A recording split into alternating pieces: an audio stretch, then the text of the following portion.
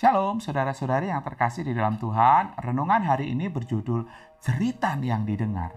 Bahan bacaan kita terambil dari kitab Keluaran pasal 1 sampai dengan pasal yang ketiga. Bangsa Israel di Mesir mengalami penindasan yang mengerikan. Mereka tidak hanya mengalami perlakuan kasar sebagai budak, tetapi juga genosida, yaitu pemusnahan setiap bayi laki-laki yang lahir dari seorang ibu Ibrani.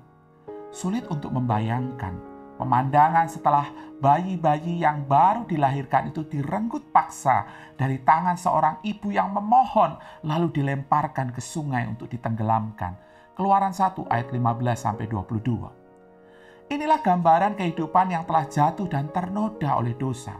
Begitu hitam, begitu brutal, penuh kesedihan sekaligus ketidakberdayaan.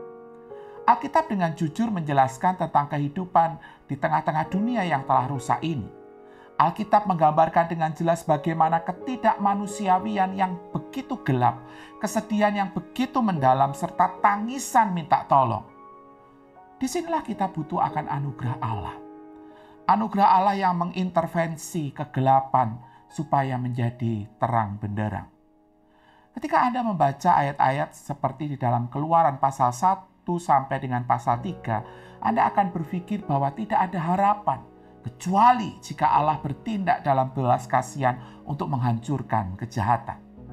Kematian semua bayi yang tidak berdaya ini berteriak untuk kematian yang lain, yaitu satu kematian di atas kayu salib. Awal mula kitab Keluaran memberitahukan dengan kuat kepada kita tentang perlunya juru selamat yang akan mengalahkan dosa dan maut untuk selamanya. Pada saat yang gelap ini, ketika nampaknya tidak ada lagi harapan bagi anak-anak Allah, namun mercusuar pengharapan itu tetap bersinar. Terang kehadiran Allah menyinari anak-anak Israel. Tentu saja mereka bertanya-tanya di manakah Allah berada. Apakah dia mendengar akan tangisan mereka? Apakah dia mengingat akan janji-janjinya? Dan apakah dia cukup peduli untuk melakukan sesuatu? Meski tampaknya Allah tidak hadir, tapi dia tidak pernah mengabaikan umatnya. Dia tidak pernah melupakan janji-janjinya. Kata-kata dari Keluaran pasal 2 ayat 24-25 ini berdering menjadi harapan yang sama besarnya bagi hidup kita hari ini.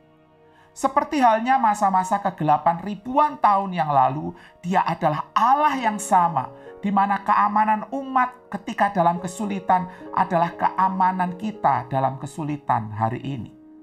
Kalimat dan Allah mendengarkan rintihan mereka, lalu Allah teringat perjanjiannya dengan Abraham, dengan Ishak dan Yakub. Artinya Allah melihat orang Israel dan Allah tahu keadaan umatnya. Allah tidak membiarkan umatnya sendirian dalam trauma ini. Allah tidak meninggalkan. Allah mendengar, Allah mengingat, dan Tuhan akan bertindak dengan perkasa, penuh kekuatan untuk menyelamatkan. Ingatkan diri Anda hari ini, saat menghadapi konsekuensi kehidupan dalam dunia yang telah jatuh, Allah mendengar, Allah mengingat, Allah melihat, dan Allah tahu keadaan kita. Pengharapan di saat terdalam, tergelap, dan paling sendirian adalah keyakinan bahwa Anda tidak pernah sendiri. Telinga Allah selalu memperhatikan tangisanmu, dan Dia mengawasimu dengan mata yang penuh dengan belas kasihan.